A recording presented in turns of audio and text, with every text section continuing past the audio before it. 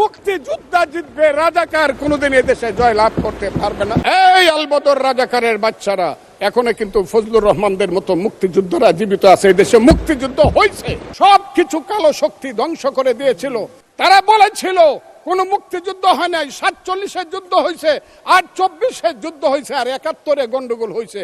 সেই দিন মুক্তিযোদ্ধা হিসাবে আমি বলেছিলাম এই আলবদর রাজাকারের বাচ্চারা এখনো কিন্তু ফজলুর রহমানদের মতো মুক্তিযোদ্ধারা জীবিত আছে। এদেশে মুক্তিযুদ্ধ হয়েছে, মুক্তিযুদ্ধ সত্য, 30 লক্ষ লোক জীবন দিয়েছে, এটাও সত্য।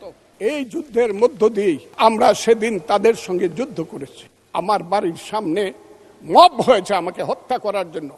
সেদিন আমি আজকের পুলিশকে ধন্যবাদ দিব, আজকের মিলিটারিকে ধন্যবাদ দিব। 10 মিনিটের মধ্যে আমার বাড়ির সামনে তারা গিয়ে উপস্থিত হয়েছে আমাকে বাঁচানোর জন্য। অনেক চক্রান্তের মধ্য দিয়ে ইলেকশন হয়েছে।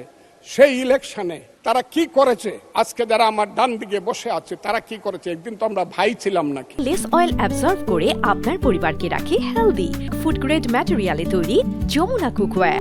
তারা যা করেছে সেটা কল্পনা করার মতো না। যত চক্রান্ত করেছে, সেই চক্রান্তের ভিতর দিয়ে যখন তারা প্রচার করতে শুরু করলো তারা বাংলায় 2/3 মেজরিটি পেয়ে তারা পাস করবে, আমি হতভাগা ফজলুর রহমান বলেছিলাম জামাত জোট যদি মেজরিটি পায় তাহলে আমি বিষ খাবো।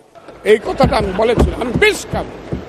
হ্যাঁ, কথাটা সত্য, আমি বলে যাচ্ছি। এবং তারা কোনোদিন যুদ্ধে জয়লাভ করতে পারে না, রাজনৈতিক যুদ্ধে, কারণ তাদের পূর্বপুরুষ বাংলাদেশ চায় নাই। বাংলাদেশ যদি থাকে, এই বাংলায় শুধু বেলিচা মিলিয়ার জুই ফুল ফুটে না, এদেশে রক্ত গোলাপ, রক্ত জবাও ফুটে।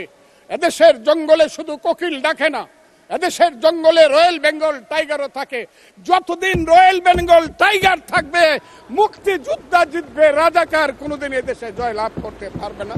আমি চ্যালেঞ্জ করে বলে গেলাম।